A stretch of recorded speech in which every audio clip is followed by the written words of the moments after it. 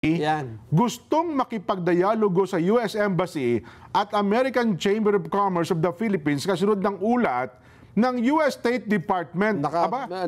Yung customs daw ano? Pinaka-corrupt na ahensya? Nako po.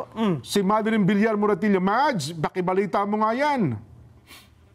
Yan, Janet Nelson, humingi nga ng dialogo ang Bureau of Customs sa US Embassy at maging sa American Chamber of Commerce of the Philippines matapos lumabas sa ulat ng US State Department na kabilang ang katiwalian at panunuhol sa mga hadlang umano sa pamumuhunan sa Pilipinas. Ayon kay Customs Commissioner Ariel Nepomuceno na itinalaga noong July 2025, formal nang ipinadala ng ahensya sa AmCham at sa US Embassy sa pamamagitan ng Department of Foreign Affairs ang kanilang tugon sa 2025 US State Department Investment Climate Statement.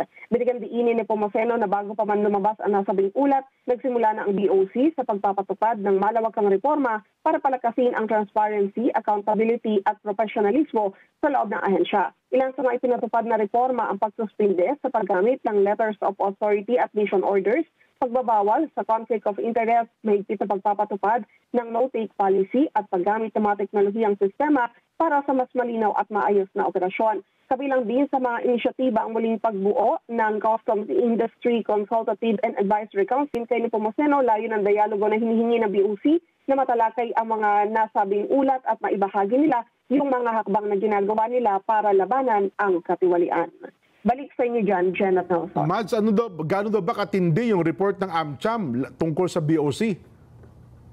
Yun nga, kagaya ng binanggit ni Nelson kanina kasi na bansagan yung customs na dahil nga sa pagiging corrupt umano na nakakahadlang sa pag-usad ng ekonomiya ng bansa. Kaya sa tingin nila, hindi raw kumbaga unfair yun dahil may mga ginagawa na raw silang aksyon para mabago yung sistema sa BOC. So ang magiging tugon nila, isa diyan yung digitalization. Oo, 'di ba matatandaan mo actually matagal nang sinusulong yung digitalization sa customs. Kaya lang parang nagkaroon ng ilang mga issue pero yan ay kasama na sa kanilang mga isinusulong ngayon. Para less human intervention na kasi pagka meron yung human intervention, andun yung abutan, lagayan no, Mads? Oo, totoo, 'di ba? Yun yung mga bali-balita dati, yung sa yung drawer, sa lamesa, 'di ba? Yan yung mga ayaw na nilang mangyari. So sabi ni Commissioner Ariel Nepomuceno ay ihihinto na nila yung mga bagay na yan. Yes, so matagal na actually isa yan sa mga gusto niya talagang malabanan yung corruption para mapaganda yung imahe ng customs.